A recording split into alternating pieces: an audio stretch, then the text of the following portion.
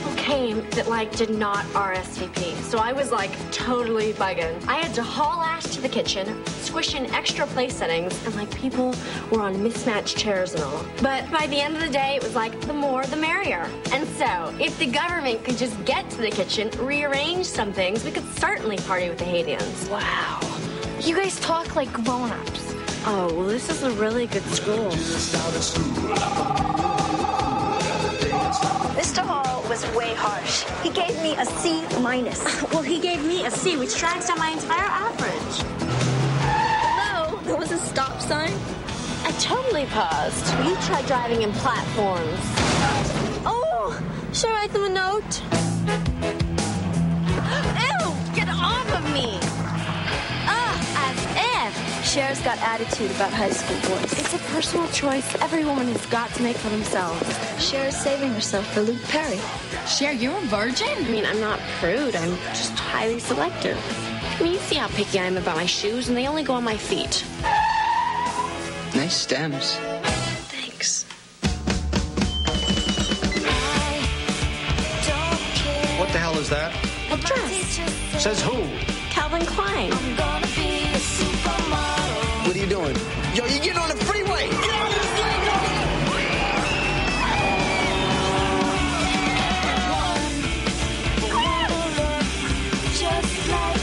You go, girl. Are you okay? I'm fine.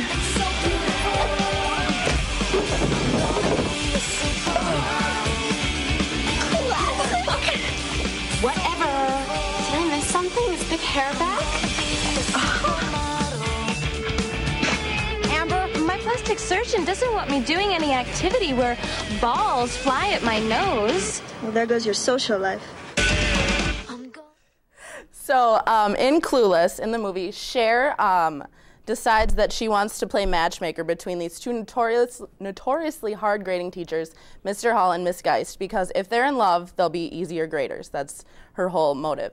But after doing so, she realizes how happy they are, and she kind of has this I want to do good things feeling, you know. So she decides with her friend Dion, who's played by Stacey Dash, that they want to take the tragically unhip new girl at the school, Ty Frazier, played by the late Brittany Murphy, and they want to transform her and make her cooler.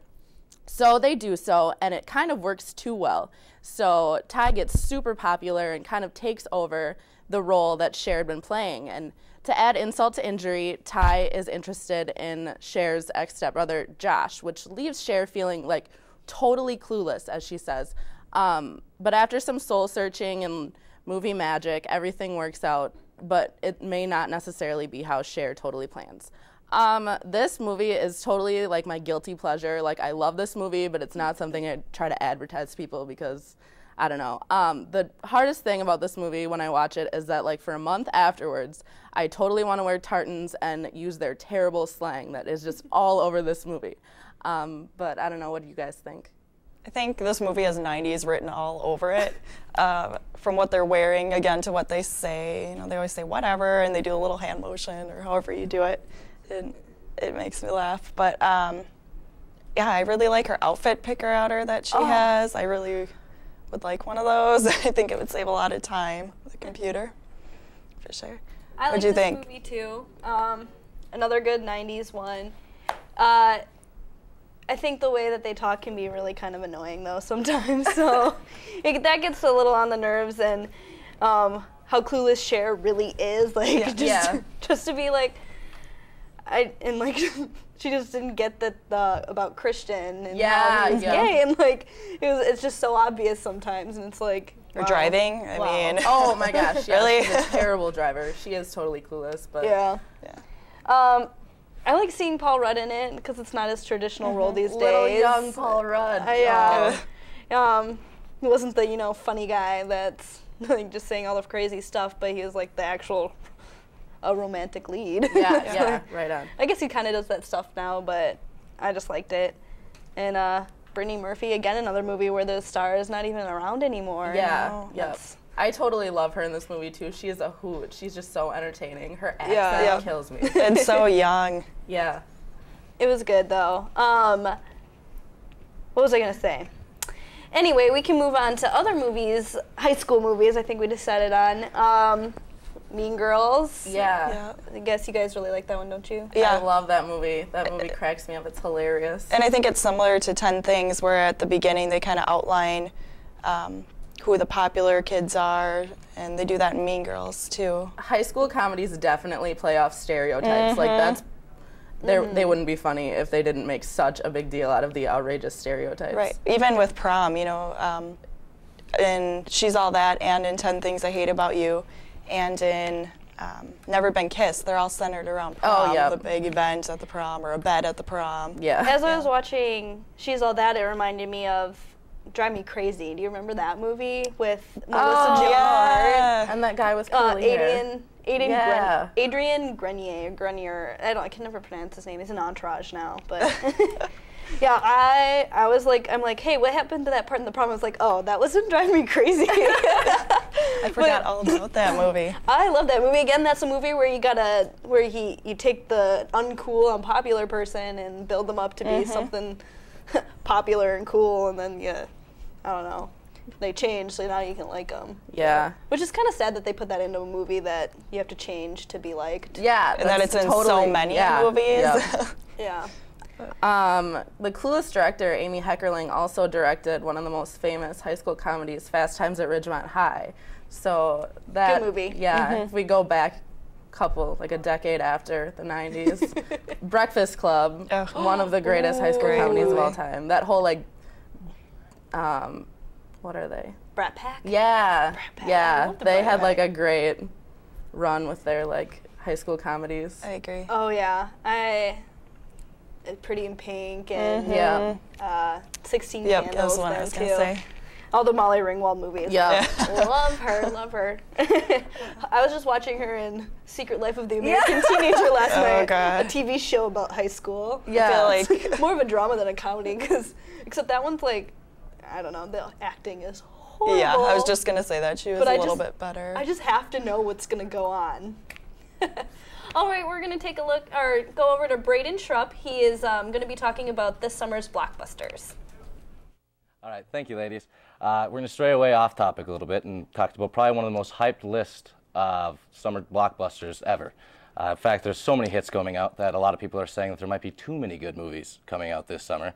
A lot of people don't have the time and the money to see all of them. So I'm going to give you a list here of a lot of the top titles coming out, and then you can decide which one you would like to see. We're going to start off with superhero movies. The biggest name right now is Thor. He's a very complex character, and it deals with epic war of mythological powers. I don't really think there's any way that they can screw this one up, but even if they somehow find a way to fail, then Natalie Portman stars in it, so you can at least look at her for 2 hours. But, you know, if Norse gods wielding a massive hammer doesn't turn you on, then maybe the X-Men prequel will, or Captain America and also the Green Lantern will be coming out this summer. Moving on to the other action movies, there are Pirates of the Caribbean 4, which will star Johnny Depp. They will lose Orlando Bloom and also Keira Knightley, but they will pick up Penelope Cruz, who has starred with Orlando Bloom in past films such as Blow, is probably the biggest one most people know. Penelope Cruz should be a good fill-in, but I don't know how good this movie is going to be without those two stars that were put in kind of big roles.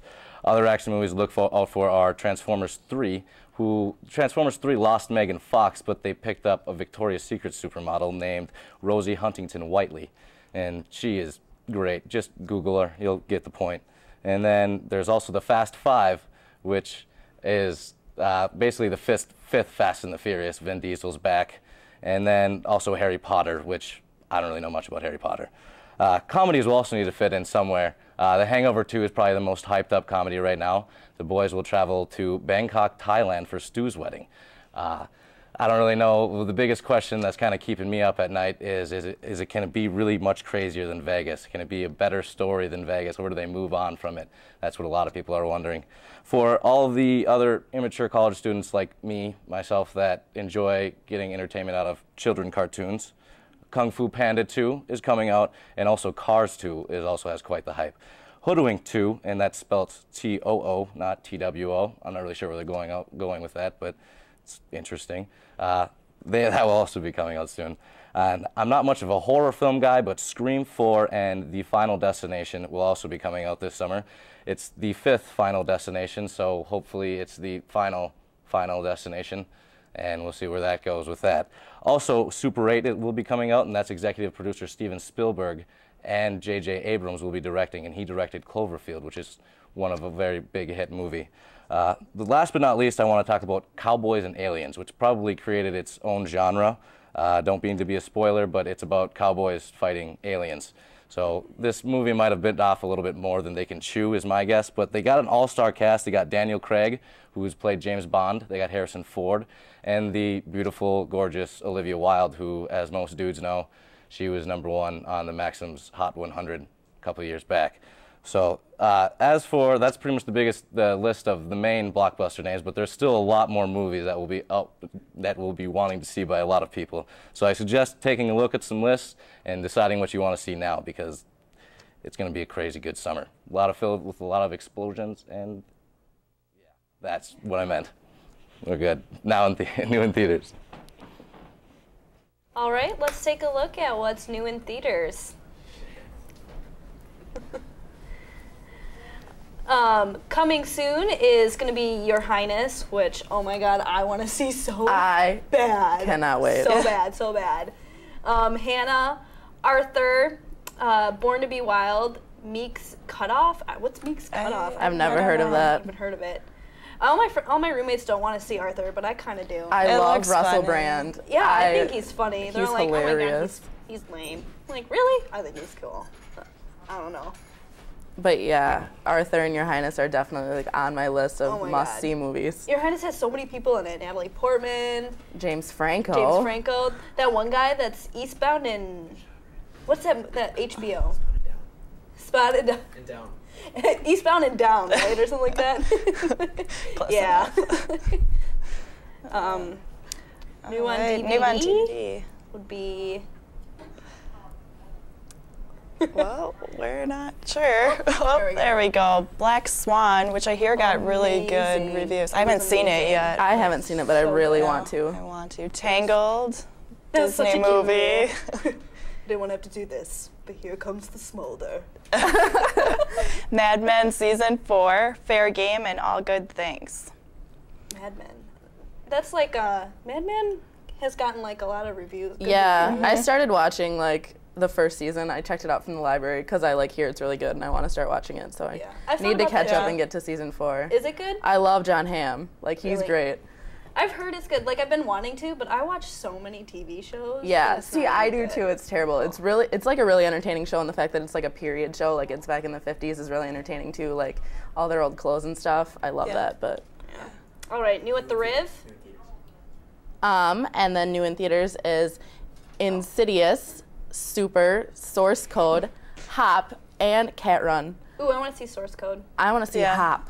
I think that movie. Oh, it looks so cute. I love Easter and cartoons mixed with people movies. I don't know. I think it looks adorable.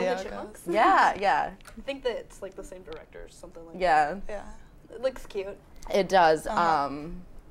Insidious. That looks kind of creepy. Scary a little bit. Like, what is that? I don't do scary movies. It's like some child gets possessed. And they think it's the house who's haunted. They think it's the house, but it's not the house, it's your son. Patrick Wilson in it. Yeah. That's the only actor I recognized, I think. I think the girl looked familiar, but I can't remember who she is. What else was coming out?